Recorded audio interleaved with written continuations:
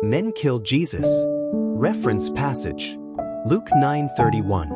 For he taught his disciples and said unto them, The Son of Man is delivered into the hands of men, and they shall kill him, and after he is killed, he shall rise the third day. Jesus clearly told his disciples who was responsible for his death. It was men. Men killed Jesus. Men, not God. God decided that his Son will be given to man. That was all God did. He gave his Son to man. The question of what to do with that gift God gave, and the decision to kill him was fully and squarely within the remit of man. God gave man a gift. Man decided what to do with that gift God gave. Man killed him. God gave man his Son. What man did with God's Son was not up to God. God was not part of that decision to kill Jesus. It is important for a child of God to properly understand God's nature from his word. Did God know that men would kill Jesus? Of course he did.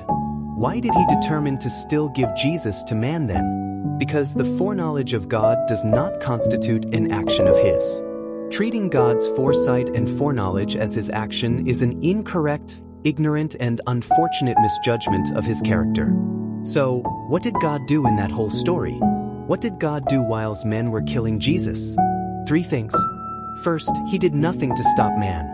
God looked on, stayed silent, watching man.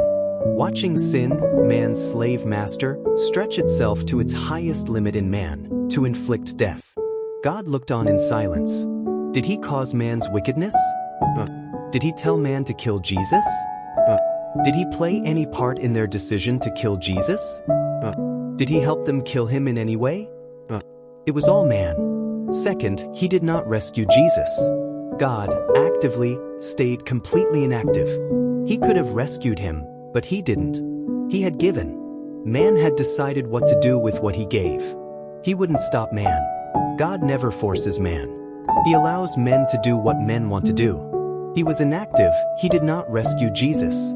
He allowed man to do, to the fullest extent, all that man wanted to do to Jesus.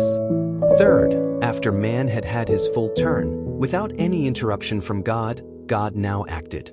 Notice, his only action was beyond man's completed action. God only acted when man had finished acting.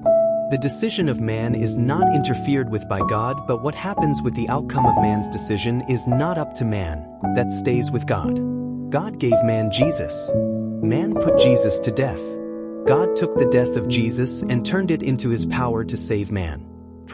Dear Father, words can never be enough to describe your grace and how good you are. I am grateful, Lord, grateful that you brought me into your kingdom. I am grateful that you have shown me mercy and opened up yourself to me. Grateful that you counted me worthy of your grace in Jesus' name. Further reading study. 1 Corinthians 2 verse 8. Which none of the princes of this world knew, for had they known it, they would not have crucified the Lord of glory.